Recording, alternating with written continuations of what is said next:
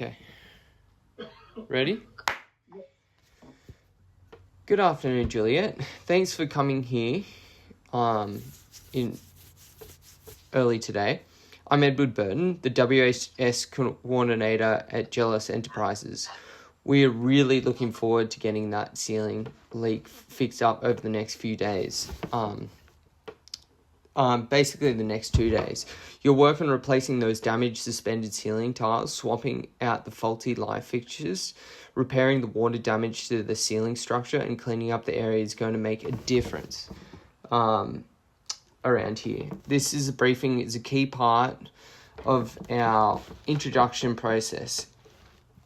It's focuses specifically on the hazards you'll encounter, how we control those risks, our emergency procedures, and the performance indicators we both need to hit to keep everyone safe, basically. It's going to take about 5 minutes, but we'll pause for your input along the way. Does that sound all right? Any immediate questions before I jump to further details? It all sounds good, Edward. I'm all ears, fire away. Yeah, okay, cool. Excellent. I've done plenty of these jobs, but I like hearing the site specifics. What would you say is first on the agenda? Okay, well, let's start with hazards. Your scope involves high-risk construction work, particularly since you'll be dealing with heights over 2 meters to access the suspended ceiling section. According to Clause 291 to the Work Health Safety and Regulations 2017, that classifies as high-risk work, so we treat it with extra care. On top of that, there are electrical hazards from the light fixtures. The light fixtures, those wires might still carry a charge if not properly isolated. Then you've got the potential for slips and trips from any residual water of debris scattered around the work area. And since this is an active office environment, we have to factor in interactions with our staff moving through space during your after-hours shift. I've prepared a hazard matrix for the job. It's a simple table outlining the risks, their likelihood, and potential consequences. Take a look. What you observed during your initial site walkthrough yesterday. Yeah, it sort of pretty much matches well. Pretty well. The water damages with some slick patches on the floor below, and those fixtures do look like they're being exposed for a while. Definitely a shock risk if I'm not careful, or if anyone's not careful. The height thing is standard for me, but I appreciate the heads up on the office traffic. Even it's only about 5. Anything else I should watch for, like, structural weaknesses are up there? Are there any up there to be concerned about? Good eye on the structural side. That's exactly why we do these walkarounds together. Under Section 47 of the Work Health Safety Act 2011, consultations like this ensures we're both identifying everything up front. No major structural issues flagged in our last inspection, but we'll double check with a quick tap test before you ascend. Now, shifting to the risk controls before you start any cutting or drilling tomorrow, you need to prepare and submit a safe work methods, or basically a SWIMS. Our Gelos WHS procedures on hazard risk and reporting mandates in all high-risk activities. We'll review it jointly first thing in the morning. I'll sign it off once it's complete. The control follows the hierarchy of control first, elimination where feasible. For the electrics, that means coordinating with our maintenance team to isolate the power at the main switchboard before you even touch a tool. Substitution comes next. Use battery-powered alternatives if possible, or at a minimum, the equipment with built-in residual current or RCDs to cut off power in case of fault. For the heights engineering controls, like a full-body harness, anchored to secure point and edge protection barriers around the work zone. Administrative controls include the scheduled low occupancy hours to reduce exposures to others, mandatory toolbox talks at the start of each shift, and immediate cleanup protocols. No leaving debris overnight. Finally, personal protective equipment. You'll need a hard hat rated for falling objects, a safety harness with lanyard, cut-resistant gloves, and other stuff, basically. Any tweaks you'd suggest based on past on jobs like this? So, yeah. Yeah. No, I mean, I've point taken on everything, and I've done everything. It looks like a good plan. I can knock that out tonight and email it over to you. What the Cool. Because the template is similar. We've had good luck with RCDs on electric. Saved us from nasty zaps last year. Harness are not negotiable for any of us, so of course we'll be doing that. I'll bring the double lanyard set up for redundancy. Cleanup's easy. I've got vacuum bags and drop sheets ready. One thing I need to, question is on the admin side. If there's any unexpected overtime into peak hours, how do we handle signage to keep your staff clear? Well, smart question. That's kind of proactive thinking that makes these partnerships right in the line for Section 46 on the active cooperation between PCBUs.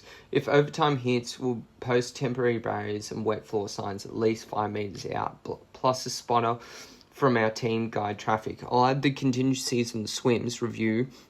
Speaking of cooperations, this isn't just one-way street. If you spot something we missed, like a loose ceiling panel, flag it immediately through our reporting app or straight to me. Now let's talk emergencies, because preparation here can make all the difference. Our Jealous emergency management plan covers everything from minor incidences to full evacuations. If there's a fall, electrical incident or slip during the work, your first step is always stop, assess and report. Do not move the person unless it's unsafe to wait. First aid resources are readily available. We've got 2 fully stocked kits compliant with 2020 Code of Practice First Aid in the workplace. One in the kitchenette and about 20 metres from your work area, and another in a reception desk near the entrance. Both include items or cuts, shocks and sprains, plus an ED for cardiac event. Trained first aiders are on site during the business hours, after hours. It's me or the call supervisor. My number's on your checklist for evacuations, whether it's, fire from wiring or chemical split, the cleanup residue.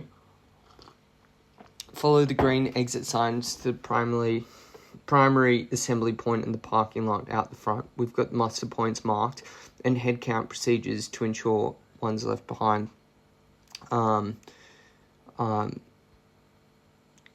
Also, we got laminated site maps here with locations highlighted. Could you walk me through a quick scenario? Say you're Nick Y and get a minor shock. What's your first move? Well, first, of course, I just isolate the power if it's safe to do so. Then I'd self-assess. No moving if I'm dazed. I just know not to do that. Yeah, Grab the newest first aid kit for any burns. I'd report it to you via the phone and log it into the SWMS for the next shift. Okay. If it's bad, straight to 000. Yeah. That sounds straightforward. I've drilled similar in other offices. Nice, exactly. That's the text response under Clause 42 and 43 regulations, ensuring access to first aid without delay. We'll simulate a quick evac drill if time allows the post-induction, but for now, note that kit locations on your map, health monitoring isn't typically required for their scope, but if you feel from heights or dust, we can arrange a check. All right. Just want to wrap up the core content, key performance indicators or KPIs for WHS compliance. These are shared benchmark measures, success and stay audit ready. Top priority, 0 notifiable incidences, no fall reportable under the Act, no electrical faults leading to the injury, and no slips from unmanaged waters or debris. We'll track that through daily logs. Next, 100% completion and review of swims before the work commencement, plus full hazard reporting. Anything minor gets noted in our shared app. Adherence to isolation performance, power off, lockout, tag out, verified by both others, and finally clean up verification, a site inspection at the end of each day to confirm that the area is safe and tidy with photos for records. You'll sign off on the control. I'll countersign these KPIs. Aren't your check boxes? These KPIs aren't your check boxes, just letting you know. They how we both fulfill our primary details under Section 19 of the Act to ensure so far as the reasonable, practicable, and safe workplace. Do these achievable based on your experience, or any adjustments make them more practical? Look, they're totally achievable. Zero incidents is our mantra too. It's how we keep contracts rolling. Okay. The SWMS review is standard, and I'll step that cleanup plan. That's no problem. Maybe at a quick end of day huddle, let's just get together to confirm the inspection. Keeps everyone looped into the situation. Perfect. I just want to say we're just going to close this out. Let's review in the induction list. We've covered sequence tasks, hazard ID controls, emergency KPIs, and compliance protocols. Tick those as confirmed. It also lists resources, the Act and the Reg online at legislation.newsouthwales.gov.au. Our procedures via the shared drive and the first aid code, safeworknewsouthwales.gov.au. If you want to sign there, acknowledge you've received, understood, and agreed to comply, that completes the WHS segment. Any final thoughts or clarifications? No. Cool. All right. Noted. Yeah. That's awesome. Yeah. It all sounds good. Yeah, all sounds good. My pleasure. It's been a really good time speaking with you. So thank you so much. Thanks, Edward. Looking forward to it going through okay. Okay. Thank you. Fabulous. All right. Bye. Bye.